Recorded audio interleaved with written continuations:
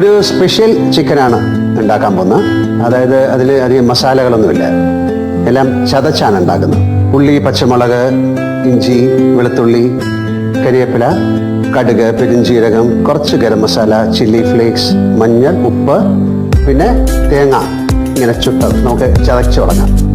ഉള്ളി, പച്ചമുളക്, ചുട്ട തേങ്ങ അത് ചതയ്ക്കാം. എണ്ണ ഒഴിച്ചു നമുക്കൊന്ന് കടുക് പൊട്ടിക്കാം. കടുക് പൊട്ടി തുടങ്ങി അതിലേക്ക് നമുക്ക് ഇതൊക്കെ ഇടാം. കുറച്ച് ഉപ്പിടാം. ഇതിലേക്ക് നമുക്ക് കുറച്ച് മഞ്ഞൾ, കുറച്ച് പെരുംജീരകം, കുറച്ച് കുരുമുളക് പൊടി, കുറച്ച് ഗരം മസാല, ചില്ലി ഫ്ലേക്സ്, ചതച്ച് വെച്ചിരിക്കുന്ന തേങ്ങ ഇടാം. വെള്ളം ഒഴിക്കാനേ പാടില്ല.